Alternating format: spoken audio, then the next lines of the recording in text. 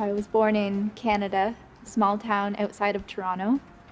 Um,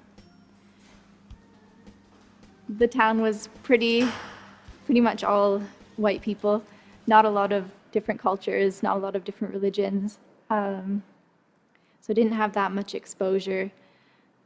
I was raised with no religion.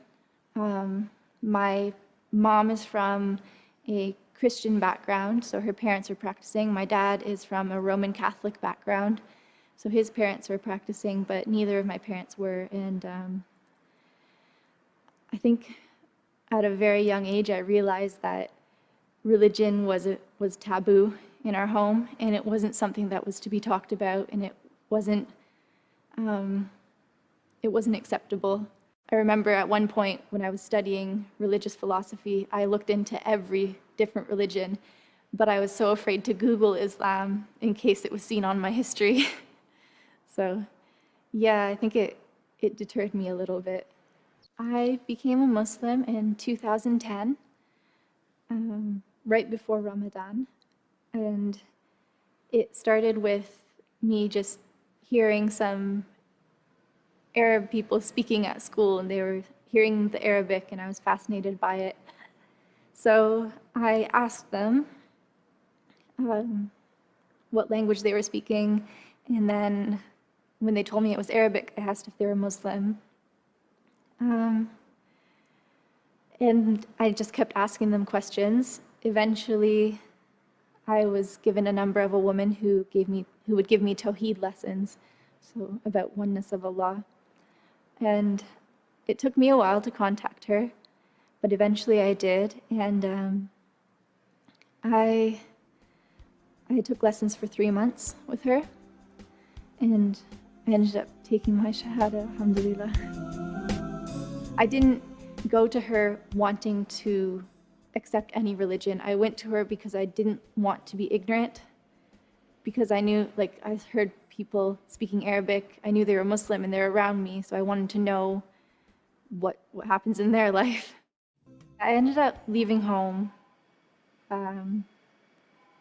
and at one point I went back on the condition that I didn't do anything Muslim or wear a headscarf or show any sign of being Muslim, but they would see, I would sometimes forget to put my prayer mat away. My hair would be flat when I came home because I had my headscarf on. I'd take it off in the garage. And it just got too hard.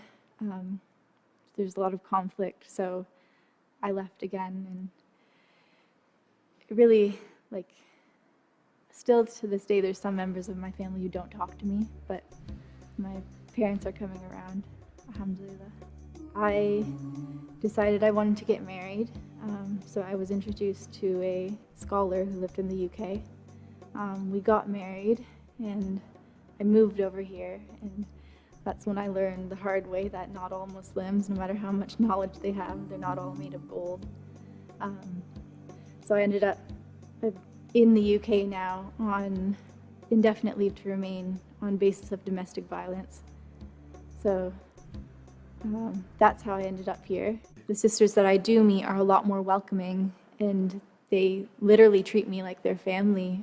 I was in London one time, and I was looking for a mosque, and I was a bit lost, and I stopped a sister and asked her, and she said, "The mosque is far, just come to my home and pray."